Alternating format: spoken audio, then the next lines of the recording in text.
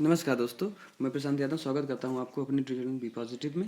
और शुरू करते हैं 15 मार्च 2022 के दैनिक जागरण में क्या क्या खबरें हैं। सबसे पहले बात कर लेते हैं पॉलिटिकल न्यूज़ की, या कह सकते हैं कि आज पहली न्यूज़ ही पॉलिटिकल है। सबसे बड़ी न्यूज़ जो है, अमित शाह बने यूपी पार्टी के पर्यवेक्षक। पर्यवेक्षक मतलब होता है कहीं ना कहीं मॉनिटर टाइप होता है, तो उस तरीके से अमित शाह को यूपी का मॉनिटरिंग दी गई है। वो अभी वो प्रदेश के जो मंत्रिमंडल है उसको देखेंगे, एंड जो भी चीज़ें होंगी रिलेटेड टू उत्तर प्रदेश भाजपा के कंसर्न में, जो भी वो उन चीज़ों के सारी चीज़ों को विचार विमर्श करेंगे, और वो एक बड़ी अथॉरिटी होंगे डिसीजन मेकिंग में।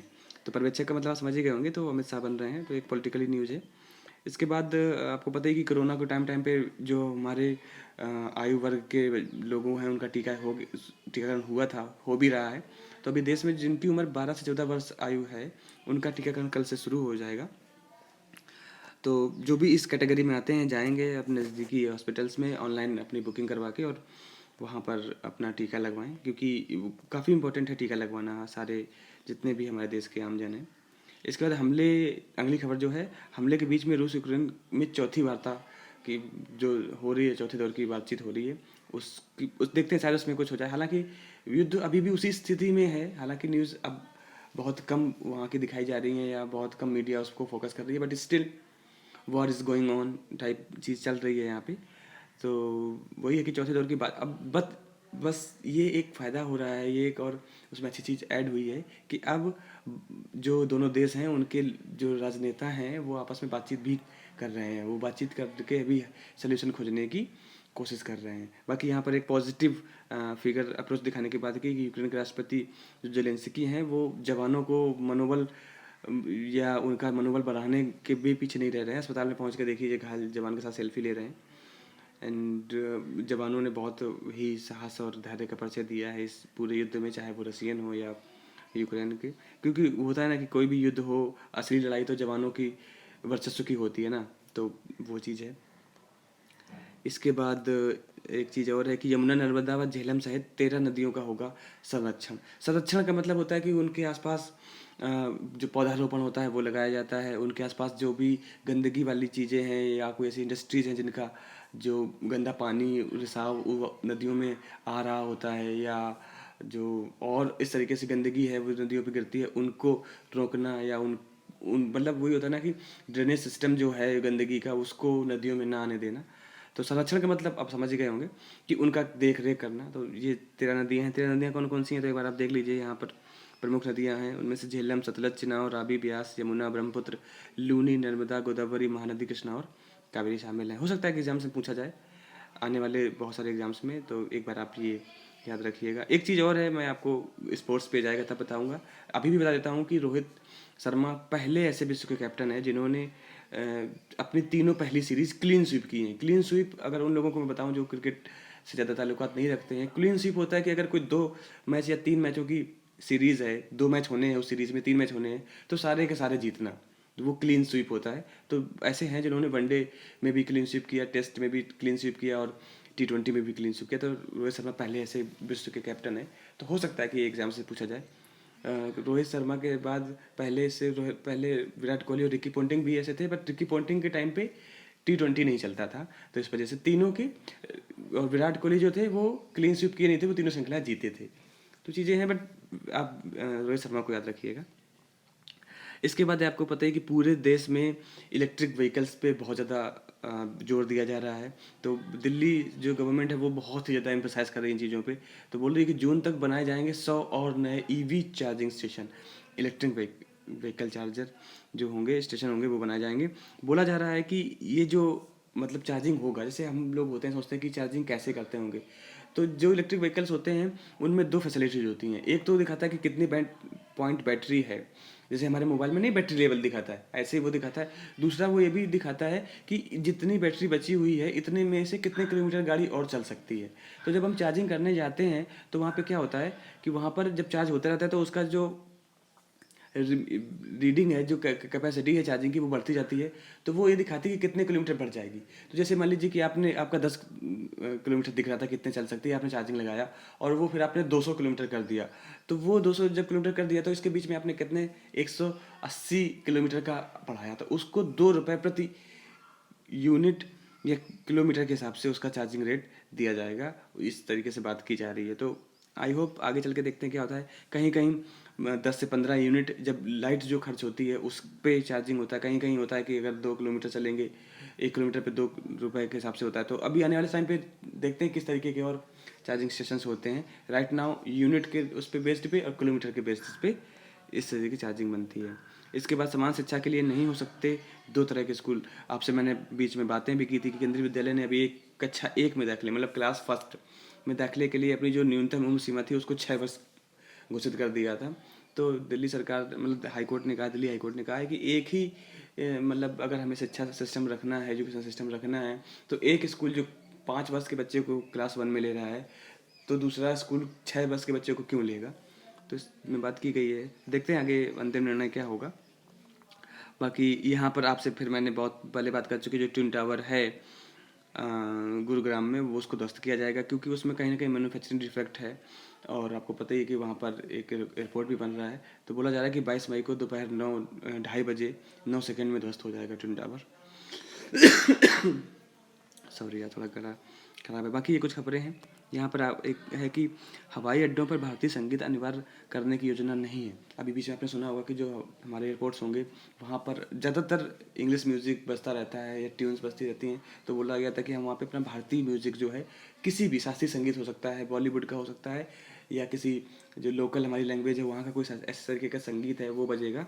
बट अभी अपील आई है और बोला गया कि कोई, मतलब अभी योजना ऐसी है नहीं, वो जस्ट एक मुद्दा था, उस बात पर निर्णय लिया गया है। इसके बाद पढ़ने वाले लिखने बच्चों के लिए वो है कि जेई मेन जो है पहले सत्र का जो आयोजन है, अब 21 अप्रैल से 4 मई के बीच में होगा। तो आपका एग्ज़ाम इन डेट के बीच में पड़ेगा। अपनी जो मेहनत है, अपनी जो तैयारी है, उसका दायरा बढ़ा दीजिए। बाकी बेस्ट विशेज़ मेरी तरफ से हाजी। इसके बाद नेक्स्ट खबर यहाँ पर हमारे डिफेंस से रिलेटेड है। 5वीं पीढ़ी के लड़ाकू विमानों के लिए मंजूरी हासिल करने में जुटा है रक्षा मंत्रालय। तो क्या होता है कि सबसे बड़ी बात होती है कि हम किसी भी सिस्टम में जाएं, चाहे वो इलेक्ट्रॉनिक फील्ड हो, चाहे वो इलेक्ट्रिक फील्ड हो, या डिफेंस की फील्ड हो, हमारे लिए सबसे बड़ी चीज़ें होती हैं हमारे हथियार, हमारे इक्विपमेंट। तो अगर हम बात करें वायुसेना की, तो वायुसेना में लड़ाकू विमान सबसे अहम रोल करते हैं। और आज का ज़माना भी लड़ाकू विमानों का ही है। अगर आपके पास उच्च श्रेणी के लड़ाकू विमान है, नई पीढ़ी के लड़ाकू विमान है, तो आपको हरा पाना या आपसे पंगा ले पाना किसी दूसरे देश के लिए थोड़ा सा मुश्किल होता है। आप चाहे रसियन और यूक्रेन वार में देख लीजिए, कहाँ आके डायरेक्टली लोग लड़े, ज़्यादातर हवाई हमले ही होते हैं। तो बात अब यहाँ पर हो रही है कि भारत चाह रहा है कि जो 5वीं पीढ़ी, जो लेटेस्ट अभी 5th जनरेशन के लड़ाकू विमान हैं, उनको अब खरीदे, क्योंकि जो राफेल है वो 4th जनरेशन एयरक्राफ्ट है, अभी जो लेटेस्ट भारत ने खरीदा है फ्रांस से। तो अभी भारत इस तरीके लगा हुआ है, इस उसमें लगा हुआ है, जो जो रक्षा मंत्रालय है वो उसको मंजूरी हासिल करने में जुटा हुआ है कि हमें कहीं ना किसी भी देश से लड़ाकू विमान मिल जाए। नई पीढ़ी के लड़ाकू विमान का मतलब होता है कि उनमें, और आपको पता ही होगा इसमें, जैसे हमारा एक मोबाइल होता है, एक जनरेशन से दूसरे जनरेशन में आता है तो बहुत सारी फैसिलिटीज़ उसमें ऐड हो जाती हैं। ऐसे ही 5वीं पीढ़ी के लड़ाकू विमान हालांकि बहुत सारे देश यूज कर रहे हैं। जैसे ये हैं, उनकी मैनेवरिंग की, मतलब कहीं भी टिल्ट हो जाएंगे, उनकी स्पीड, उनका होता है कंट्रोल सिस्टम के साथ साथ एक स्टेल्थ टेक्नोलॉजी होती है। स्टेल्थ टेक्नोलॉजी क्या होती है कि वो हमारा क्या होता है, कोई भी इक्विपमेंट होता है या कोई भी डिवाइस होता है या कोई भी बोल सकते हैं आइटम होता है, वो हमारे रडार्स उसको डिटेक्ट करते हैं। डिटेक्ट कैसे करते हैं कि हमारे रडार एक स्पेसिफिक प्रकार की एनर्जी हम रिलीज करते हैं, रिफ्लेक्ट करते हैं, ट्रांसमिट करते हैं, और वो एनर्जी, वो वेव्स उस ऑब्जेक्ट से टकराती हैं और वापस रडार फिर रिसीव करता है। तो रडार उस इमेज की, उस मतलब जो ऑब्जेक्ट है उसकी इमेज बनाता है और वो पता चल जाता है कि ये एयरक्राफ्ट है, क्योंकि रडार भेजता रहता है, रिसीव करता रहता है, सेम टाइम पे रिसेप्शन एंड ट्रांसमिशन होता है। तो इमेज बनती रहती है कि किस स्पीड से कौन सा एयरक्राफ्ट जा रहा है। एयरक्राफ्ट्स का या किसी भी ऑब्जेक्ट का डिटेक्शन इसी टेक्निक से होता है। बट स्टेल्थ टेक्नोलॉजी जो कि 5वीं पीढ़ी के लड़ाकू विमानों में आ रही है, उसका क्या होता है कि जो भी रडार इस तरीके की एनर्जी ट्रांसमिट करते हैं, या जो वेव्स होती हैं वो ट्रांसमिट करते हैं, ईएम वेव्स, इलेक्ट्रोमैग्नेटिक वेव्स बोलते हैं, वो इस तरीके के जो लड़ाकू विमान वो क्या करते हैं, वो उसको ऑब्जर्व कर लेते हैं, वो रिफ्लेक्ट बैक नहीं होने देते। तो स्टेल्थ का मतलब होता है छुप जाना। तो वो हमारे जो रडार सिस्टम है जो उनको चेक करते हैं या ऑब्जेक्ट को फाइंड करते हैं, ऑब्जेक्ट को ढूंढते हैं, उनके पास रिवर्ट बैक वो एनर्जी जा नहीं पाती, और जो हमारा लड़ाकू विमान होता है वो उन सबसे छिपा रहता है। तो उस लड़ाकू विमान पे किसी दूसरे तरीके से हमला कर पाना मुश्किल हो जाता है, और वो फिर घातक होता है। वो जहाँ चाहता है वहाँ पर क्या कहते हैं, हमला कर देता है। तो अभी इस तरीके से विमान लाने की भारत सरकार है, रक्षा मंत्रालय जुटा हुआ है। आई होप आपको ये सारा सिस्टम समझ में आ गया होगा। चलिए इसके बाद हम आपसे और आगे बातें कर लेते हैं। बोला जा रहा है कि जो केंद्र सरकार के राज्य जल शक्ति मंत्री हैं विट्टेश्वर टुडू, उन्होंने कहा है कि नहाने के स्तर की है गंगा जल की गुणवत्ता। एक समय था कि गंगा बहुत प्रदूषित हो गई थी, बट आज वो बोल रहे हैं काफ़ी काम किया गया है गंगा नदी पर, कि अब गंगा नदी नहाने के स्तर पर आ चुकी है, उसकी गुणवत्ता ऐसी हो चुकी है। बाकी अगर और खबरों की बात करें तो हरियाणा में खेल कोटे की नौकरियों पर चली कैंची। देखिए बात यहाँ है पे कि ऐसे बहुत सारे प्रदेश होते हैं, हालांकि हरियाणा सबसे अव्वल राज्य है, जो कि जो उनके स्पोर्ट्स पर्सनालिटीज़ हैं, खिलाड़ी हैं बहुत बड़े बड़े, उनको राज्य सरकार नौकरियाँ देती है बड़े बड़े पदों पर, group A, group B, group C, group D. तो जो ग्रुप ए, बी, सी की श्रेणियों की बात है, उस पर जो खिलाड़ियों का कोटा था वो खत्म हो गया है। अब देखिए खिलाड़ियों का कोटा कैसे खत्म हुआ। खिलाड़ी ऐसा नहीं है कि कोई खिलाड़ी होगा उसको दिया नहीं जाएगा, उसको दिया जाएगा, बट उसमें क्या था, रिजर्वेशन था कि ओबीसी, एससी, एसटी, इस तरीके के लोगों को भी 1% का कोटा मिलेगा। वो कोटा खत्म कर दिया। लोग अभी भी जाएंगे, उनको दिया जाएगा, बट अब कोटा सिस्टम खत्म हो गया है। तो आई होप आपको ये जो मुद्दा था वो समझ में आया होगा। बाकी जनादेश में वही पॉलिटिकली पूरी बातें हैं, जिनका हमसे खास उतना पढ़ने लिखने वाले बच्चों का वो नहीं है। इसके बाद एक यहाँ पर बहुत बड़ी खबर है, बोला जा रहा है कि बदलाव हुआ है इस बार दलों में गुम हुए निर्दलीय। मतलब ये जो चुनाव हुए हैं, स्पेसिफिकली उत्तर प्रदेश का जो 18वीं विधानसभा का चुनाव हुआ है, इसके में 2022 में एक भी निर्दलीय प्रत्याशी नहीं जीता है। तो इससे ये दिखाया जा रहा है कि कितना ज़्यादा अब पॉलिटिकली लोग, जो ह्यूमन बीइंग है, हम लोग हैं, हम जन हैं, वो कनेक्टेड है। निर्दलीय का मतलब होता है जो किसी भी दल से ना हो, लोग उसके कार्य पर, उसकी पर्सनालिटी पर, उनके व्यक्तित्व पर वोट देते हैं। बट ऐसा नहीं हुआ। अब जो चुनाव है वो चुनावी दलों पे बहुत ज़्यादा आश्रित हो गया है। यही देखिए, हालांकि ये चार्ट दिया गया है कि 2002 में 16 निर्दलीय बने थे, 2007 में 9 बने थे, 2012 में 6 बने थे, 2017 में 3 बने थे, और 2022 में एक भी नहीं बने हैं। तो इसका मतलब यही है कि कितना ज़्यादा परिवर्तन आ रहा है और लोग आजकल पॉलिटिकली जुड़ रहे हैं। तो शायद ये अच्छी चीज़ नहीं है, क्योंकि जो नए लोग होते हैं, आप लोगों के काम को देख के भी वोट दीजिए। चलिए ये तो बात है। बाकी अपने हिसाब से लोग देखते हैं कि क्या है, क्योंकि जितने भी लोग अच्छे होते हैं वो किसी न किसी पॉलिटिकल पार्टी का फेवर करने ही लगते हैं, और फिर जब चुनावी वो चुनाव होता है तो फिर पार्टी का फेवर चलता है। इसके बाद आपको पता ही है कि पंजाब में जो आप बड़े बहुमत से जीती है, तो वो आपके जितने भी विधायक हैं वो अस्पतालों की जांच कर रहे हैं, देख रहे हैं, भ्रष्टाचारी बख्शे नहीं जाएंगे। बहुत अभी बदलाव आएगा एकदम से, काफ़ी अच्छे, क्योंकि एक ट्रेंड चल रहा था पंजाब में, कांग्रेस कांग्रेस कांग्रेस कांग्रेस, तो वही लोग, वही पार्टी, वही नेता, वही तो हो जाता है, एक टेंडेंसी हो जाती है लोगों की कि नहीं नहीं हमारा ही सब कुछ है। अभी नई पार्टी आई है, नया विजन आया है, नए लोगों का नेतृत्व आया है, तो बहुत कुछ बदलाव होगा, और आई होप कि ये बदलाव पॉजिटिव हो। इसके बाद है कि कोरोना से मौत के मुआवजे के झूठे दावे का जांच करा सकता है कोर्ट। गवर्नमेंट कहती है कि मैंने इतना किया है, उतना किया है, ऐसा किया है, वैसा किया है, तो कोर्ट हो सकता है कि उसकी जांच करवाने के लिए बोले। तो एक ये खबर थी, तो आपके साथ शेयर करना मैंने समझा। इसके बाद आपने सुना होगा कि अभी हाल में एक मूवी आई है द कश्मीर फाइल्स। उसमें बहुत ज़्यादा लोगों का ये सिंपैथेटिक ग्राउंड पे बोला जा रहा है कि ये मूवी उन घटनाओं पर आधारित है, ये सत्य घटना पर आधारित है। हालांकि इनके जो फिल्म के मेकर हैं विवेक अग्निहोत्री, उन्होंने भी कहा है कि इस मूवी के सारे, अभी तक मैंने नहीं देखी, बट स्टिल काफ़ी लोगों ने बोला जा रहा है कि अगर रियलिटी आपको जानना है कश्मीर पंडितों के साथ क्या क्या हुआ, नरसंहार उनका कैसा हुआ, उसका सच, आप इस मूवी को देखी जाके। और जो फिल्म मेकर हैं विवेक अग्निहोत्री, उन्होंने बोला भी है कि आप, अगर आपको किसी भी फैक्ट से दिक्कत होती है तो आप मेरे पास आइए, मैं आपको लिखित में प्रूफ आपको दूंगा कि अगर मैंने ये फिल्म में, मतलब फिल्म में ये सीन दर्शाया है तो वो वहाँ पर हुआ था। तो काफ़ी अच्छी मूवी बोली जा रही है। एक बताया जा रहा है कि कितना, मतलब कितना ज़्यादा एक दुखद पड़ाव था वो कश्मीरी पंडितों के लिए स्पेसिफिकली, और कैसे वहाँ से उनका निष्कासन हुआ। तो वही बोला जा रहा है कि इस फिल्म में दुनिया ने जाना कि बस जो कश्मीरी पंडित थे उनका नरसंहार कैसे हुआ था। इसमें उनका वही था कि ये जो क्या कहते हैं, कहा जाता है कि जो अनुपम खेर है वो भी कश्मीरी पंडित थे, और इन लोगों ने उन्होंने अपनी जो एक्टिंग की है। बाकी आगे बढ़ लेते हैं। बिजनेस में अगर बात करें तो सोना जो है वो 52,443 का हो गया है, चांदी 70,000 के करीब पहुंचने वाली है, और डॉलर जो है वो 76.54 पैसे का हो गया है। यहाँ पर एक खबर हो रहा है कि खुदरा महंगाई 7 माह के शीर्ष पर। अब देखिए दो तरीके की महंगाई होती है, खुदरा और थोक। खुदरा मतलब होता है कि एक एक जो होता है ना, जैसे जो लोग रिटेल शॉपिंग होती है कि दुकान में जाके एक एक चीज़ें खरीद रहे हैं, उसको खुदरा महंगाई बोलते हैं। तो वो 7 माह के शीर्ष पर पहुंच चुकी है, महंगाई धीरे धीरे बढ़ रही है। स्पेसिफिकली जैसे हमारे खाद्य पदार्थ हो गए, उनकी बात की जाए तो बोला जा रहा है कि इतनी थोक जो है वो 13.11% की महंगाई पर पहुंच चुकी है। तो इन चीज़ों पर सरकार को थोड़ा सा लगाम कसना चाहिए, और जो स्पेसिफिकली खाद्य पदार्थ हैं उन पर भी इस तरीके से कुछ नियम बनाना चाहिए कि इतने महंगे ना हो कि आम जन के लिए फिर अफोर्ड कर पाना बहुत मुश्किल हो। हालांकि सरकार स्टेप्स ले रही है और धीरे धीरे लेके भी। बाकी इधर पे एक नई खबर आई है कि साइबर अपराधी कर रहे हैं क्रिप्टो करेंसी का उपयोग। क्रिप्टो करेंसी आपको बताया था मैंने इससे पहले वीडियोज़ में, अगर आपने नहीं देखा है तो आप मेरा जो 5 का पंच आता है उसमें पर देखिए जाके प्रोग्राम, उसमें मैंने आपको क्रिप्टो करेंसी को डिटेल्ड में समझाया है। उसमें क्या रहता है कि एक तरीके की ऐसी करेंसी होती है जो कि सिर्फ एक एक प्रोग्राम के तहत सेट की जाती है। तो जो साइबर अपराध होते हैं वो उसी तरीके से उनका आदान प्रदान कर रहे हैं। लीगल इंडिया में भी लीगल टेंडर नहीं हुआ है क्रिप्टो करेंसी, बट स्टिल लोग उसको काफ़ी बड़ी मात्रा में लेन देन उसका कर रहे हैं। तो अपराधी जो है वो इस तरीके की क्रिप्टो करेंसी का मतलब होता है कि पैसे का लेन देन हो भी रहा है और government is not still knowing कि क्या चल रहा है क्या नहीं। इसके बाद पेट्रोल डीजल की महंगाई रोकने के लिए सभी प्रयास करेगी सरकार।